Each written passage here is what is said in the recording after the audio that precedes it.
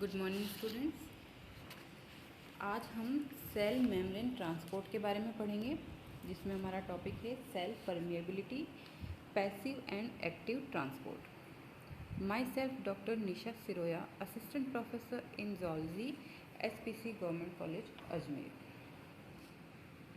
तो आज हम देखेंगे कि जो सेल मेम्ब्रेन होती है उसके थ्रू विभिन्न प्रकार के जो पदार्थ होते हैं, जो आयंस होते हैं, उनका ट्रांसपोर्ट किस प्रकार से होता है। The cell membrane is one of the great multitasker of biology. It provides structure for the cell, protects cytosolic contents from the environment and allows cells to act as specialized unit. यानी कि हम देखें जो cell membrane होती है, इसके बहुत सारे कार्य होते हैं और ये मुख्य रूप से जो सेल ऑर्गेनल्स होते हैं उनको एक डेफिनाइट स्ट्रक्चर देती है, उनको प्रोटेक्ट करती है। और जो सभी प्रकार की सेल मेम्ब्रेन होती है ये सिलेक्टिवली परमिएबल होती है। सिलेक्टिवली परमिएबल का क्या मतलब है, यानी कि ये कुछ पदार्थों को अन्य पदार्थों की तुलना में तीव्रता के साथ प्रवेश करने देती है, जैसे कि जल है, ऑक्सीजन, कार्बन डाइऑक्साइड है। ये बहुत तेज़ी से सेल मेम्ब्रेन के अंदर प्रवेश करते हैं, लेकिन जो बहुत सारे सॉल्यूट्स होते हैं या कुछ आयंस होते हैं वो एकदम से सेल के अंदर प्रवेश नहीं कर पाते हैं, वो भिन्न भिन्न गति से उनको ये प्रवेश करने देती है। तो इसे हम सेलेक्टिवली परमिएबल मेम्ब्रेन कहते हैं। This phospholipid bilayer determines what molecules can move into or out of the cell, and so is in large part responsible for maintaining the delicate homeostasis of each cell. Materials or molecules, solutes and solvents move out and into the cell by a variety of process, and this process can take place in three main forms. यानी कि किस प्रकार से इनमें transport होता है उसको हम कई भागों में बांट सकते हैं। जो प्लाज्मा मेम्ब्रेन होती है उसका मेन फंक्शन क्या होता है, उसका मेन फंक्शन होता है कोशिका में बाहर से जो ऊर्जा या पदार्थ होते हैं उसको अंदर या बाहर की ओर जो उसका प्रवेश होता है उसको रेगुलेट करना। पदार्थों का इस तरह से जो ट्रांसपोर्ट होता है वो रैंडमली नहीं होता है, बल्कि ये सेल की रिक्वायरमेंट के अनुसार समय समय पर ये चेंज हो सकता है। यानी कि जिन पदार्थों की अणु की आवश्यकता होती है उन्हें तो ये प्रवेश करने देती है, और जिन पदार्थों की आवश्यकता नहीं होती, जैसे कि वेस्ट मटेरियल्स होते हैं, उनको ये कोशिका से बाहर निकाल देती है। इसलिए ज़्यादातर जो प्लाज्मा मेम्ब्रेन होती है वो सिलेक्टिवली परमिएबल होती है। अब कई तरीके हो सकते हैं जिससे ये सेल ट्रांसपोर्ट का जो काम है वो किया जा सकता है। जैसे इसमें सबसे पहली जो मेथड है वो अगर हम पढ़ें तो ये है पैसिव ट्रांसपोर्ट या निष्क्रिय अभिगमन, इसको कहा जाता है। पैसिव ट्रांसपोर्ट या passive diffusion occurs along A concentration gradient directly through the lipid bilayer. Example oxygen and carbon dioxide molecules. यानी कि क्या होता है कि जो प्लाज्मा मेम्ब्रेन होती है ये दो अलग अलग परिस्थितियों या दो अलग अलग एनवायरनमेंट को पृथक करने वाली एक रचना होती है। और ये दो एनवायरनमेंट क्या हो सकते हैं, जैसे इन दोनों में से एक तो होता है जो कोशिका के बाहर वाला एनवायरनमेंट होता है, और दूसरा जो कोशिका के अंदर, यानी कि उसका जो साइटोप्लाज्म होता है। अब कई बार क्या होता है कि इन दोनों परिस्थितियों में अंतर होता है, जैसे कि किसी पदार्थ के अणुओं की जो कंसंट्रेशन है वो कोशिका झिल्ली के एक तरफ अधिक होती है, तो इन अणुओं में ट्रांसपोर्ट की जो डायरेक्शन होती है या इसकी जो कंसंट्रेशन की जो मात्रा होती है ये इसकी कंसंट्रेशन ग्रेडियंट पर निर्भर करती है। अर्थात इसमें डिफ्यूज़न के द्वारा तो ये पदार्थ जो होते हैं हाई कंसंट्रेशन से लो कंसंट्रेशन की ओर गमन करते हैं। तो ये जो प्रोसेस होती है जिसमें पदार्थ हाई कंसंट्रेशन से लो कंसंट्रेशन की ओर जाते हैं, इस प्रोसेस के द्वारा जब अणु कोशिका के अंदर प्रवेश करते हैं तो इसे हम पैसिव ट्रांसपोर्ट या पैसिव डिफ्यूज़न कहा जाता है। ये क्रिया पदार्थों की उच्च सांद्रता से निम्न सांद्रता की ओर होती है और इसके द्वारा जो एमिनोम्स वगैरह है वो धीमी गति से, लेकिन ऑक्सीजन और कार्बन डाइऑक्साइड के जो मॉलिक्यूल्स होते हैं वो आसानी से कोशिका के अंदर या सेल प्लाज्मा मेम्ब्रेन के थ्रू वो गमन कर सकते हैं। इसके बाद हम देखते हैं फैसिलिटेटेड डिफ्यूज़न। फैसिलिटेटेड डिफ्यूज़न क्या होता है? occurs along a concentration gradient but requires a protein channel as a conduit। यानी कि इसमें ये भी कंसंट्रेशन ग्रेडियंट के अगेंस्ट ही होता है, लेकिन इसमें एक प्रोटीन चैनल की आवश्यकता होती है जो कि वाहक की तरह, करेब की तरह या कंडुइट की तरह यहाँ पर वर्क करता है। प्लाज्मा मेम्ब्रेन में आर पार जाने वाले जो पदार्थ होते हैं वो सभी पदार्थ ऐसे नहीं होते जो कि आसानी से विसरण के द्वारा अभिगमन कर सके। जैसा कि अभी हमने देखा कि कुछ पदार्थ इसमें ऐसे होते हैं जिनको कोशिका के बाहर या भीतर जाने के लिए एक ड्राइविंग फोर्स की आवश्यकता होती है। तो ये यदि इस तरह के ट्रांसपोर्ट के लिए इस एक इलेक्ट्रोकेमिकल ग्रेडियंट का उपयोग किया जाए तो इसे हम फैसिलिटेटेड डिफ्यूज़न कहते हैं। ये भी पैसिव डिफ्यूज़न की तरह ही होता है, यानी कि इसमें जो ऊर्जा होती है उसकी आवश्यकता नहीं होती है, परंतु इसके अंदर जो होता है एक वाहक की एक प्रोटीन रूपी चैनल की आवश्यकता होती है। इसका एग्जांपल जैसे कि एक्वापोरिन्स है।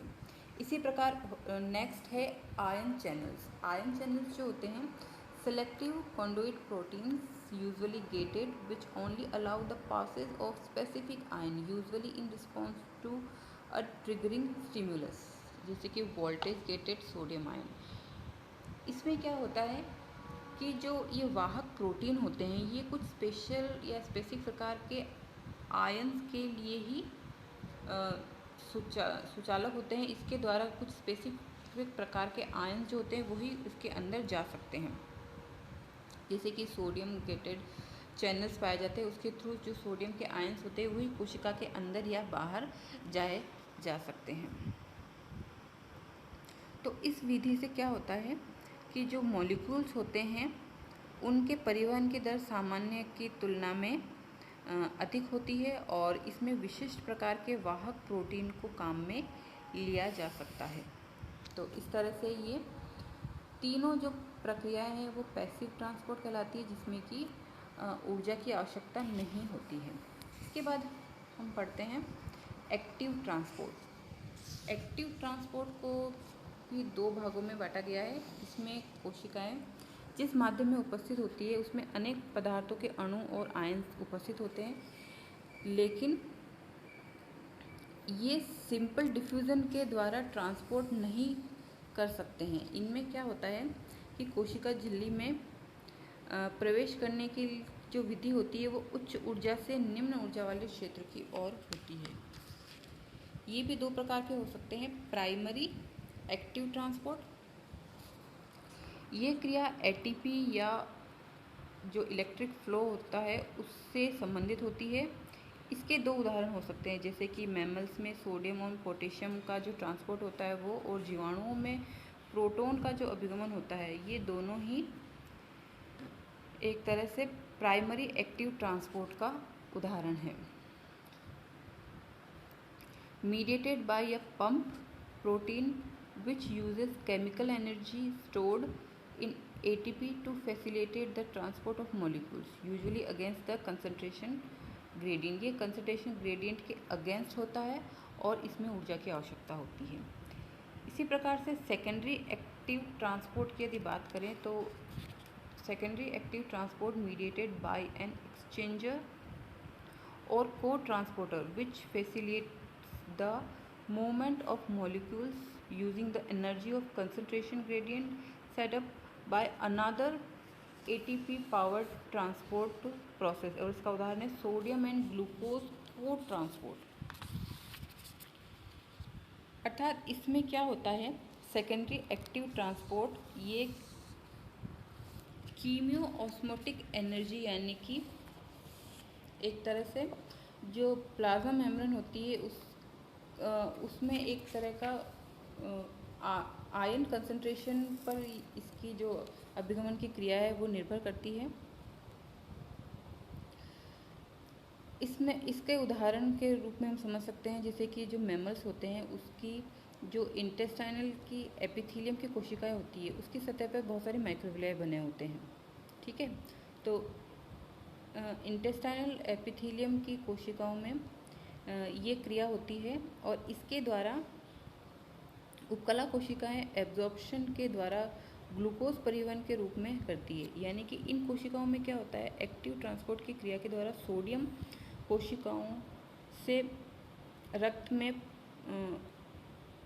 सोडियम जो होता है वो कोशिकाओं से रक्त में, और जो पोटेशियम जो होता है वो रक्त से उपकला कोशिकाओं में मुक्त कर दिए जाते हैं। तो यह क्रिया तो सोडियम पोटेशियम पंप क्रिया के अनुसार हो जाती है। लेकिन इसके विपरीत इसमें क्या होता है, एक तो ये कंसंट्रेशन ग्रेडियंट के विपरीत होती है और इसमें सोडियम परिवहन के साथ साथ ग्लूकोज के अणु भी कोशिका के अंदर प्रवेश कर जाते हैं। तो इस तरह से यहाँ पर ये सेकेंडरी एक्टिव ट्रांसपोर्ट कहलाता है। उसके बाद बारी आती है वेसिकल ट्रांसपोर्ट की। वेसिकल ट्रांसपोर्ट मेनली एंडोसाइटोसिस और एक्सोसाइटोसिस के रूप में हम समझ सकते हैं, where the transport of substances into the cell occurs by formation membrane bounding vesicles containing the substance. It is called the endocytosis. इसका मतलब है कि कुछ कोशिकाओं में क्या होता है,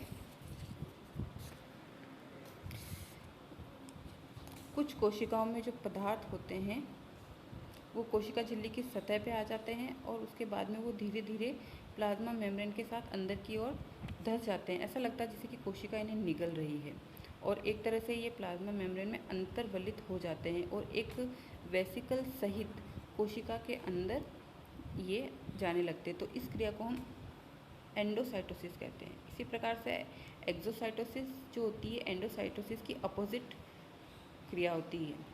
The opposite of endocytosis, where vesicles transport molecules to the cell surface and empty their content into the extracellular surface. यानी कि इसमें जो वेसिकल्स बनते हैं उसके अंदर के जो मॉलिक्यूल्स होते हैं वो उस कंटेंट को कोशिका के अंदर से बाहर की ओर ले जाते हैं। तो ये एक्सोसाइटोसिस कहलाता है। ये क्रिया, इसमें जो वेसिकल्स होते हैं वो एक्सोसाइटोसिस कहलाता है।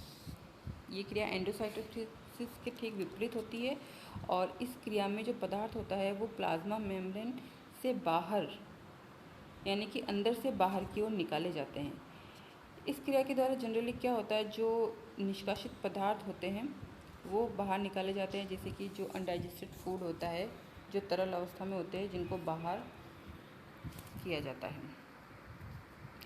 अब इस चित्र में सेल ट्रांसपोर्टेशन की सारी विधियों को हम देख सकते हैं संक्षिप्त रूप में। जैसे कि पैसिव डिफ्यूज़न सबसे पहले हमने पढ़ा, इसमें ना तो किसी प्रकार के चैनल की या प्रोटीन की ज़रूरत होती है, ना ही इसमें ऊर्जा की आवश्यकता होती है। तो इसी के ये तीन टाइप है, facilitated diffusion and selective facilitated diffusion. उसके बाद हम बात करते हैं प्राइमरी एक्टिव ट्रांसपोर्ट की। तो इसमें ऊर्जा की आवश्यकता होती है जिससे कुछ सेलेक्टेड आयंस या जो मॉलिक्यूल्स होते हैं वही अंदर की तरफ जाते हैं। प्राइमरी एक्टिव ट्रांसपोर्ट के बाद सेकेंडरी एक्टिव ट्रांसपोर्ट में जो कुछ आयंस के साथ साथ बाहर के कुछ अन्य पदार्थ, जैसे कि हमने देखा ग्लूकोज के जो अणु हैं वो भी उसके साथ प्रवेश करते हैं और इन दोनों ही क्रियाओं में ऊर्जा की आवश्यकता होती है और ये जो कंसंट्रेशन ग्रेडियंट होता है उसके विपरीत ये क्रिया होती है। उसके बाद में एंडोसाइटोसिस और एक्सोसाइटोसिस की प्रोसेस। एंडोसाइटोसिस में जो पदार्थ होता है, वेसिकल्स जो होते हैं वो अंदर की ओर जाते हैं और एक्सोसाइटोसिस में जो मॉलिक्यूल्स या पदार्थ जो होते हैं वो सेल में बाहर की तरफ जाते हैं। तो इस प्रकार से ये सेल ट्रांसपोर्ट की कुछ मेथड्स है जिसके बारे में आज हमने पढ़ा। Thank you so much.